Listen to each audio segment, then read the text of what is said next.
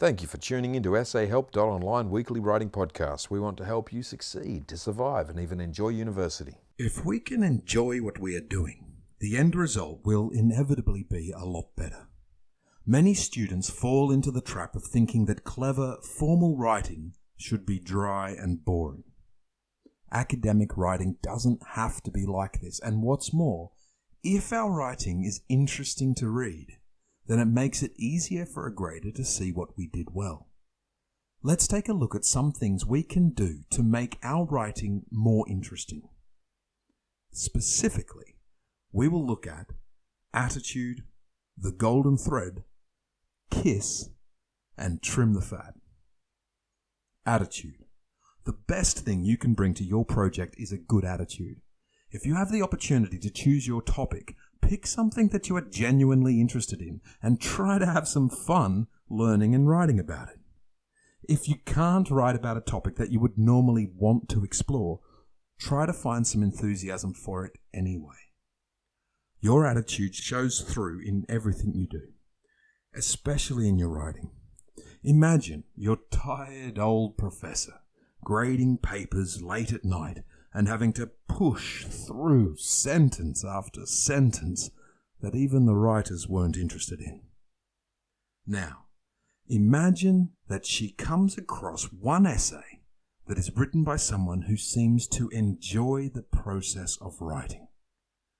This is when writing is no longer about a grueling process of trying to complete your coursework by the due date, but about communication with another human being.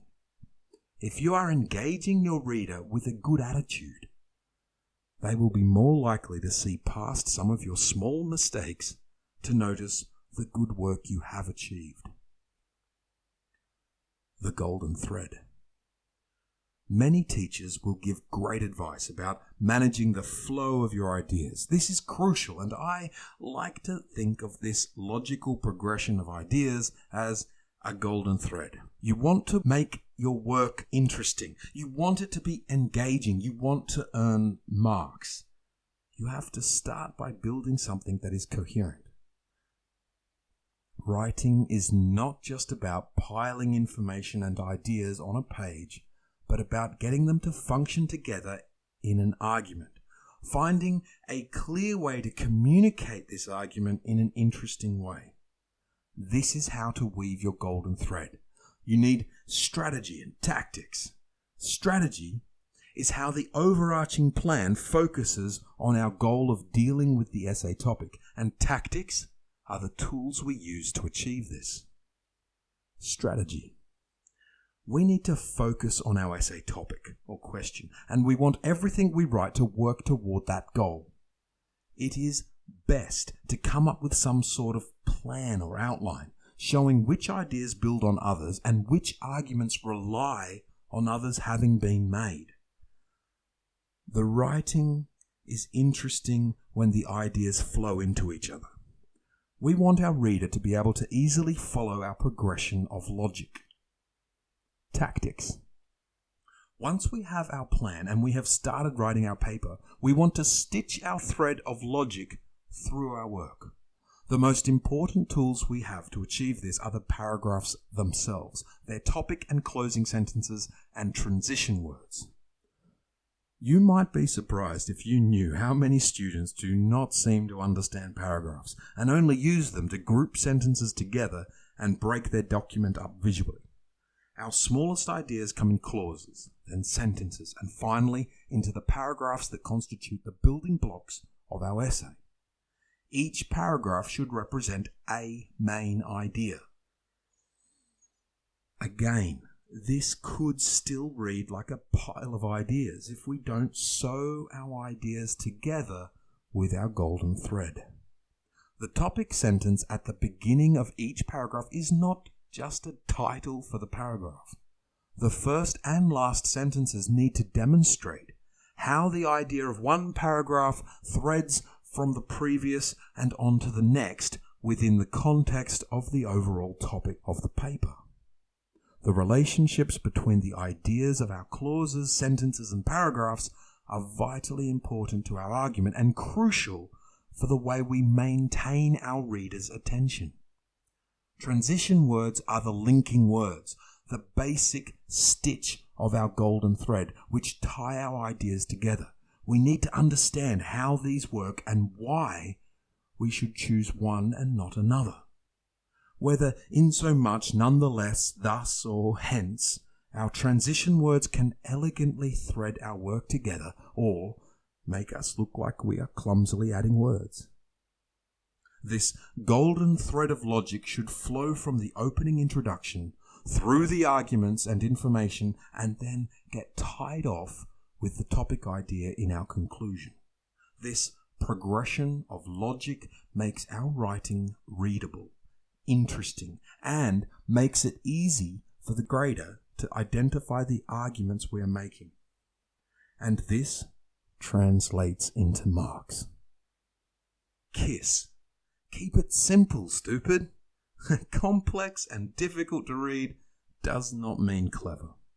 Although some academic work is very arduous, we should keep our writing as simple as the subject matter will allow. As we offer careful distinctions between ideas and try to demonstrate nuance in an argument, the work will become increasingly complex. This, however, should always be done while being mindful to communicate as simply as we can. KISS is an acronym which is often used in fields where information sharing is critical, like the military, and it also serves as a great reminder to students who want to learn how to write interesting papers.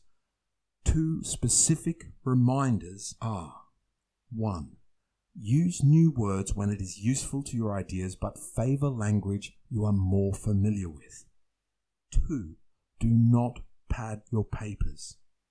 Of course, you don't want to use slang and colloquial terms, but gone are the days when formal language was a very separate form of writing.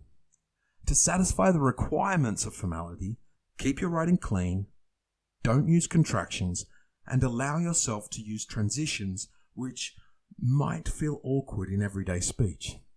Don't try to sound clever or use language that you're not sure you can understand. Just make your point in the most succinct possible way, and that's it. That being said, it is wonderful to learn new words and to practice new ways of expressing ourselves, and these have a place in academic writing. But we don't want to put the cart before the horse. Keep reading, keep studying, keep learning, but when it comes to writing, keep it at your level.